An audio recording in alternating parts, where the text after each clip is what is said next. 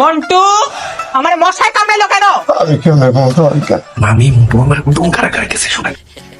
খাঁচার ভিতর আছি, পাখি কেমনে আসে যায়।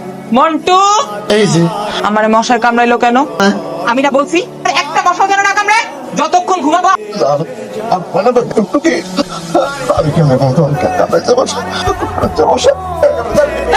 আমি তুমি সরে পারবে আমি সকাল বসে দিয়ে তোমার মশাই তাহলে আমি কি করবো বলো? মন্টু আমার মশায় কামড়াইলো কেন?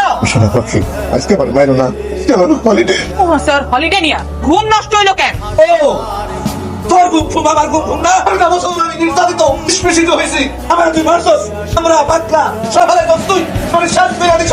মন্টু আমি আজকে আমার কাছে যাবো আমি সব ফেরা দেবো চিৎকার করে বলতে চাই তোর গলায় বলতে চাই এই বন্ধু জেলে বসবে কিন্তু স্ত্রীর মায়ের খাবে না।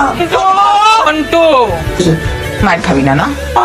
খাবি না না তোর কোন তো তোরে ওই আমার কষ্ট করতে মনে করতেছে তোরে করে আপা না আপারে খাওয়াতে পারবি না।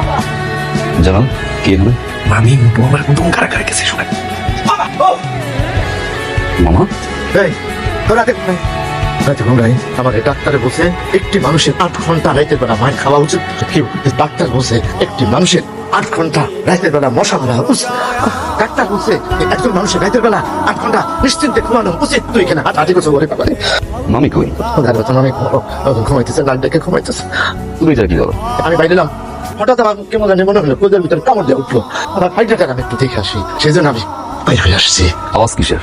টেলিভিশনে WWE রেসলিং চলতেছে আনছিল আর রকেট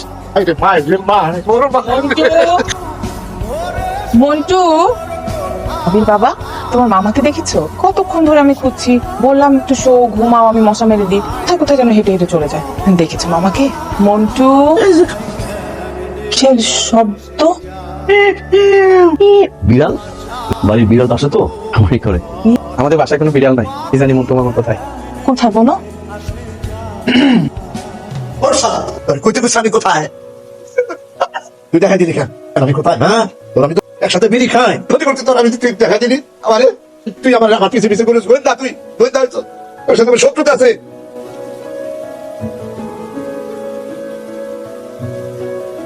তোকে আমি একটা থাপ্পড় দিই, দেখতি শোনা আসে স্যার পারবে আমার ঘরে যায় মশা মেরে দিব তো স্যার।